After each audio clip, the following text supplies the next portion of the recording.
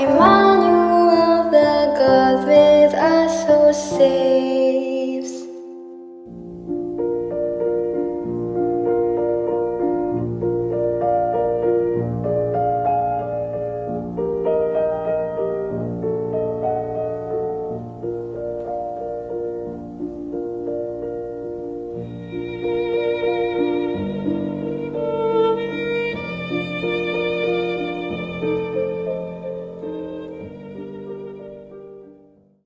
Hi there!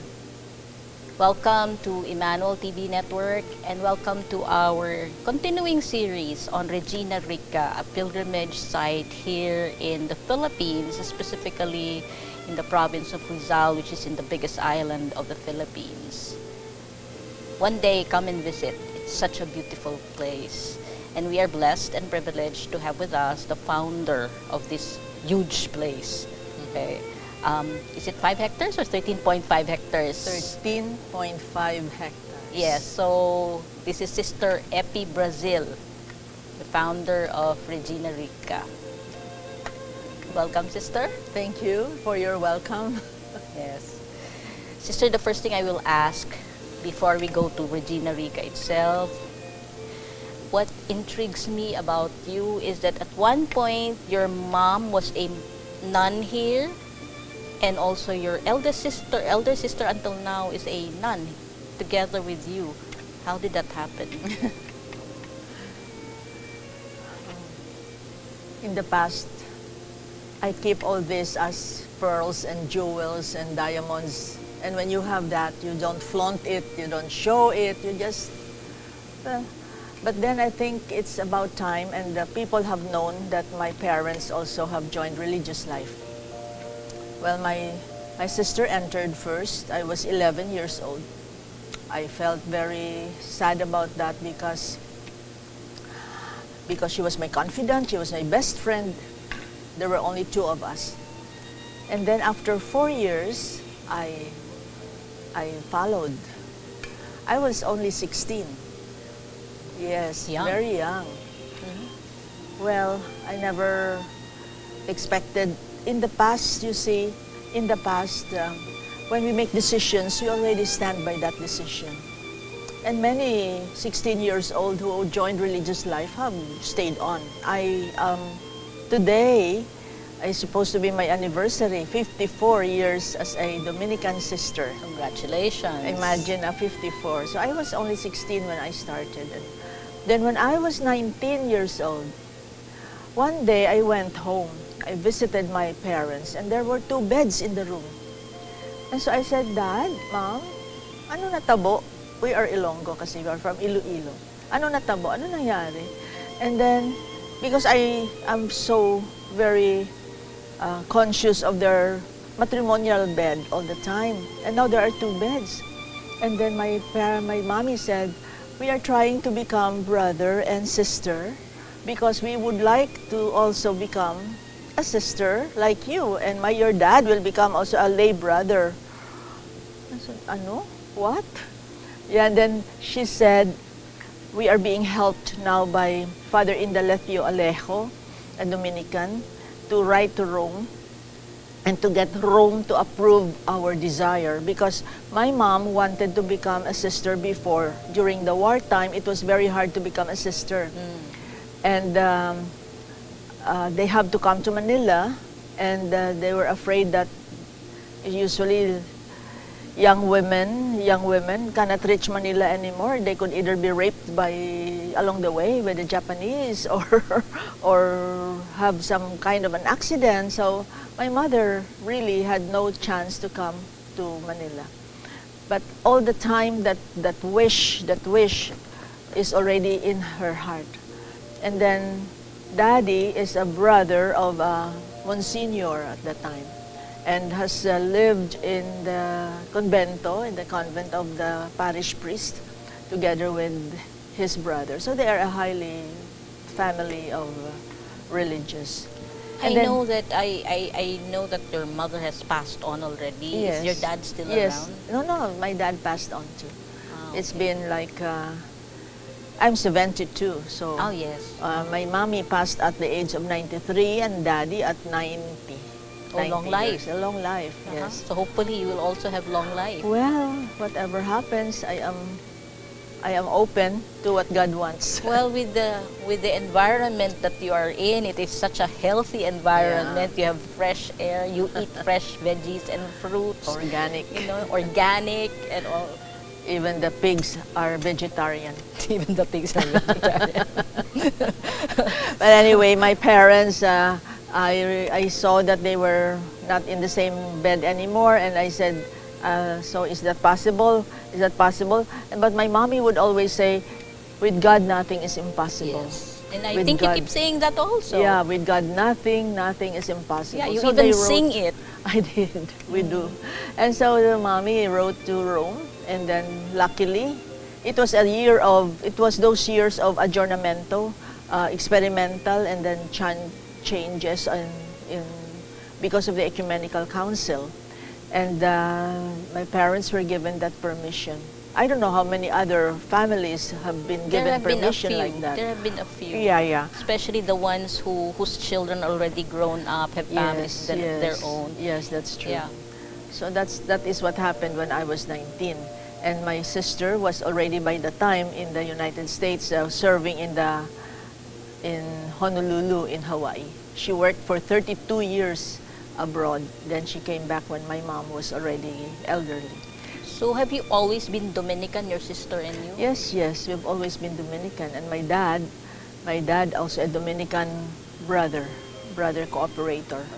And right now there are very few brothers. I think you are familiar with brothers of Saint LaSalle brothers. Yes. The OMI also, there are brothers of the Marist brothers. But there are also Dominican brothers. Yes. So just for those who do not know, a brother does not have to be a priest. Yes. Yes. They are like, I Male remember a nuns. Lasallian brother explaining that they are like the male nuns. Male nuns, that's what they are. That they say it's almost like that. But anyway, my dad was offered also to become a priest. But they entered at the age of 49. Right now, it's not anymore a surprise if some young people are entering already late. We have late vocations. We have late also vocations to priesthood. But my daddy loved Saint Martin de Porres. And so my daddy always say that, no, I would love to be like Saint Martin. I'm just a brother to everybody. I saw in your administration office earlier that you are accepting applicants for the vocation. Yeah. And I think it's until 35 years old, 18 to 35 Yes, years old. 18 to 35. Of course, women. Yes. Right.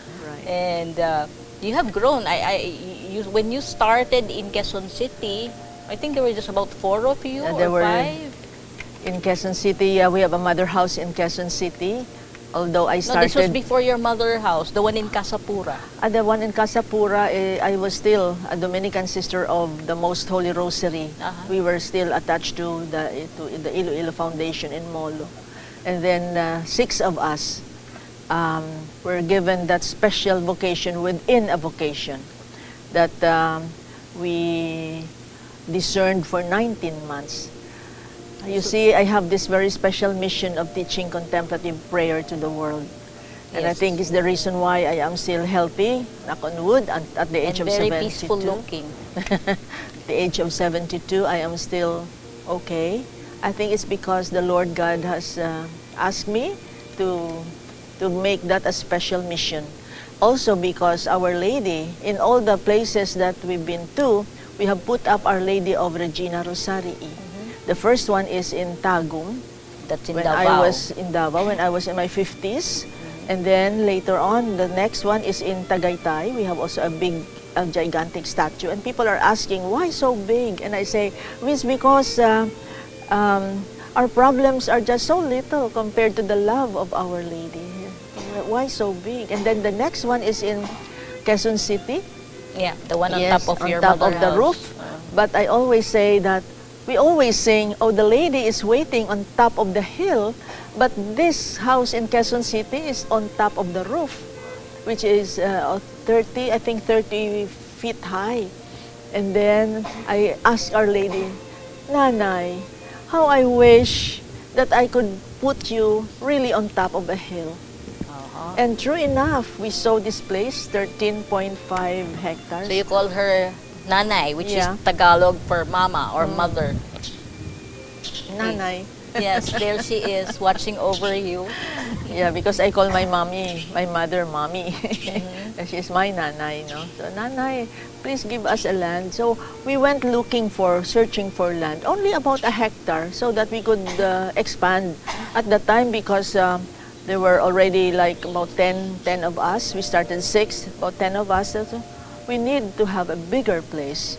So that 1 hectare did not materialize because we saw this 13.5. But Times how, 13. how in the world? Times 13.5. Right, but I said, how in the world can we pay this?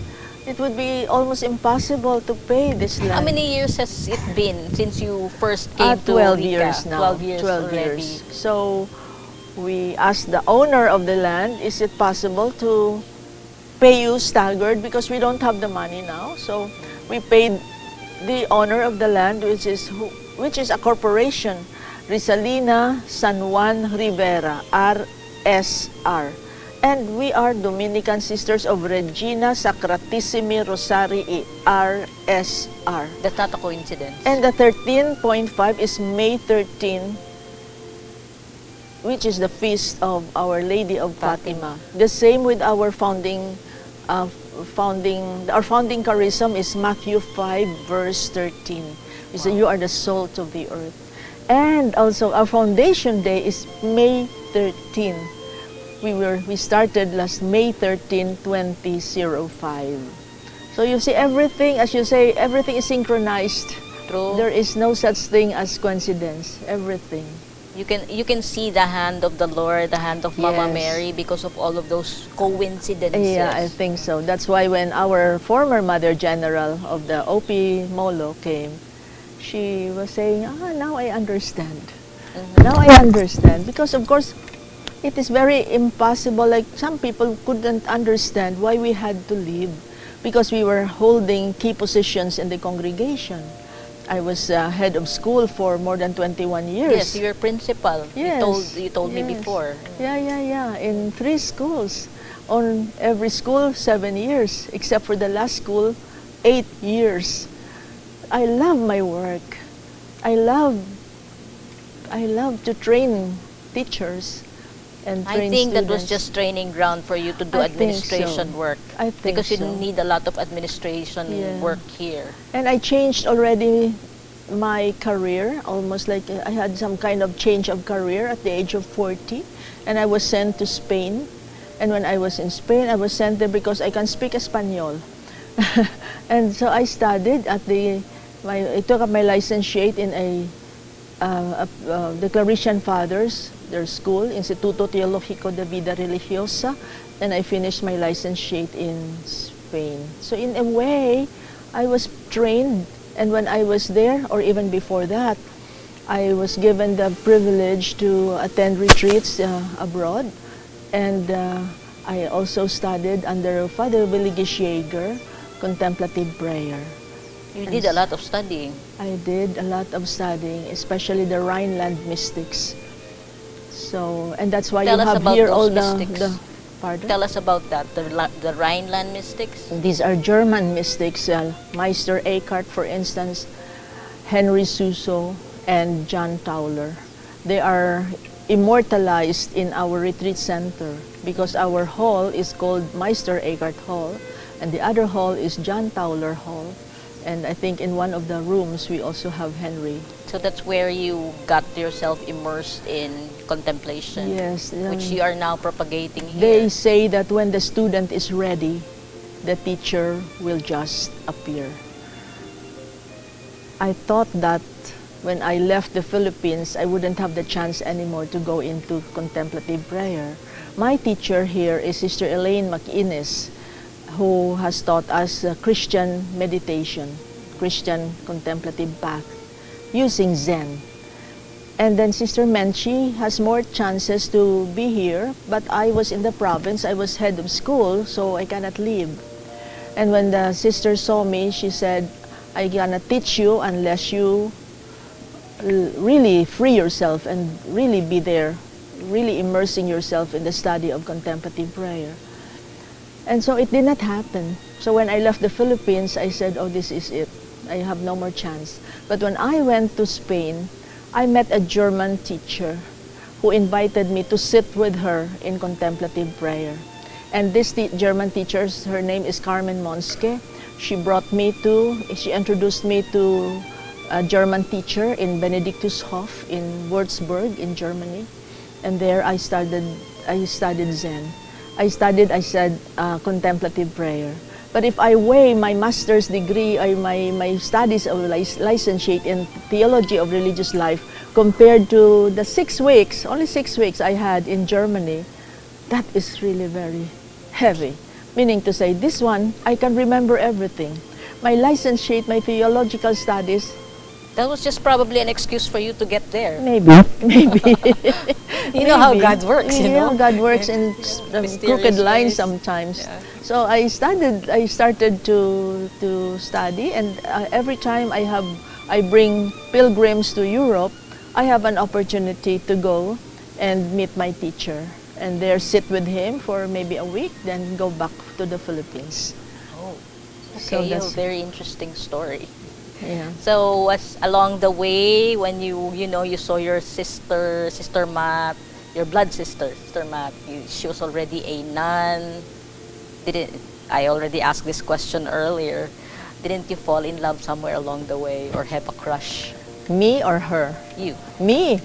Oh, it could be a crush, it could be falling in love, but the good news is that I consider these people with whom I have experienced affection, or they experiencing affection with me. They, huh? They. Yeah, marami.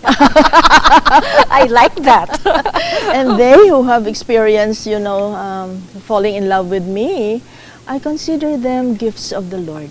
And even now, I am very, very blessed to have good friends who once upon a time, the initial relationship maybe was not really that elevated and divine at the beginning.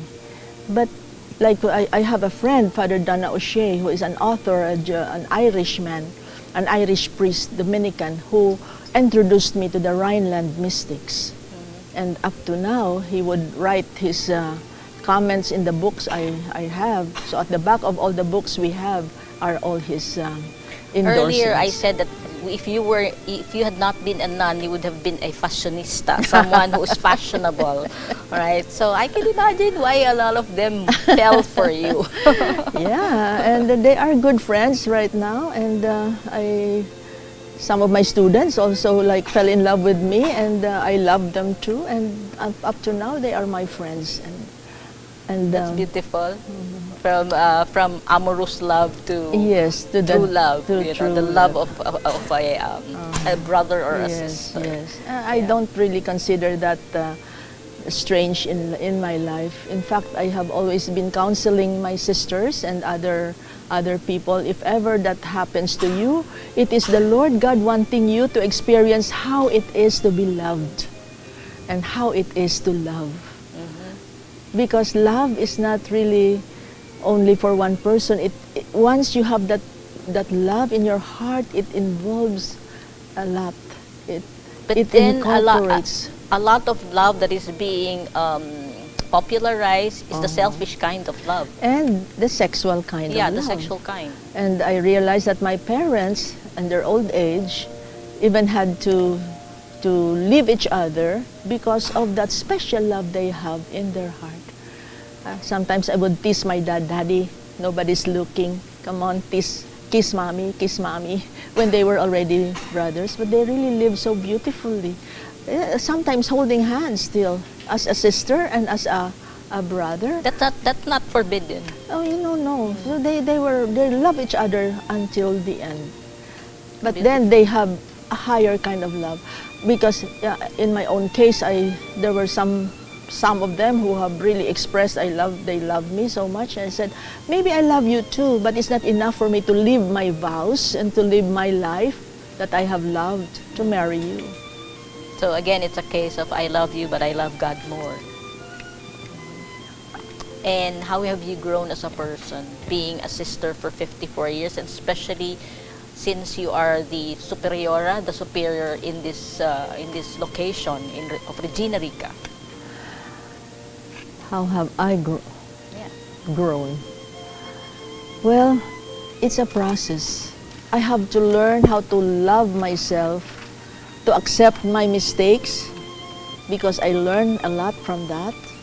And because if I love myself, if I take care of myself, then I would know how to love others. So loving oneself is not wrong. No, because God is not finished with us. We are people in process. And every day when I wake up, I simply say, what do you want me to do today? And it's always a process of growing.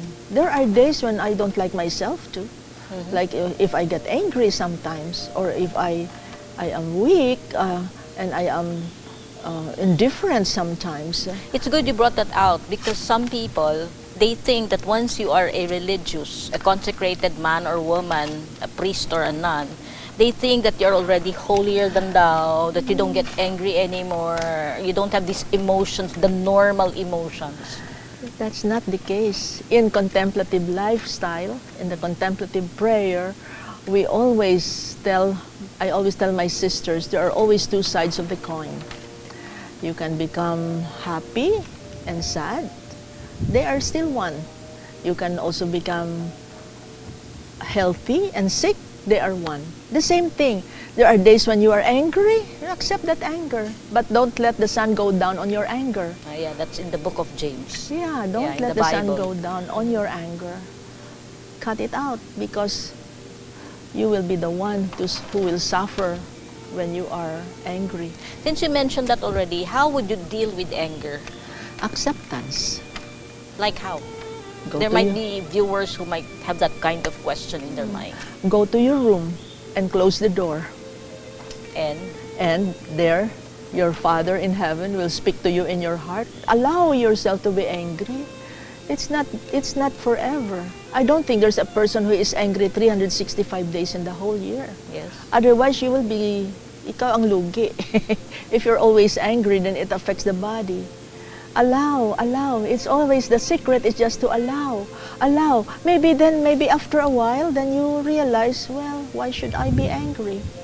Because contemplative prayer really makes one feel that if I am angry this way, or if I feel this way, then other people will also feel that way. So we do not become prejudiced. And a contemplative person is a person who is not also judgmental. No judgment, no condemnation, no criticism, no resentment, Acceptance. no comparison, no competition. Just love. Just love. And not every day that you are in love. True. There are days too when you're really under the weather. Yes. Yeah, but still, you bounce up the next day. They say that, I think this is medical. I read it somewhere, that you actually are the one who suffers the most when you keep anger. Yeah, in your Because heart. the body or the brain releases enzymes that are harmful to the cells of your That's body. true. That's why buccal here, you have lump there, you have lump here. That's me. Maraming lumps, no? And that is Me, what but I've released all my anger already. Yeah. And that is what happened also to me in the past. Like I didn't understand myself and my emotions, so I had many operations, lumps here, lumps there. But God is good to have allowed me to experience how it is to live a contemplative lifestyle. And so no more lumps. No more operations since I was 39 years old. But I had all this thyroid, hysterectomy, many. Really? But because of contemplative life, I have embraced, I think that's the word, I have embraced my humanity, I have embraced my anger, whatever it is, I have embraced my loneliness, which is still part of the human story. So nuns and priests also get lonely. Of course. There are days in our life when we also feel, oh, I feel so lonely. But when I was very lonely at the age of 11 years old, my sister entered and I had no more best friend, my mommy asked me if I want to study a musical instrument. And so I studied the harp. Oh yes, I remember seeing you. Yes, and I have not played the harp maybe in 50 more years. But now again, out of the blues, another opportunity is given me that I can again go back to studying the harp again. It's a beautiful instrument. I saw it in one of your posts. You were playing the harp. Yes. And I said, wow.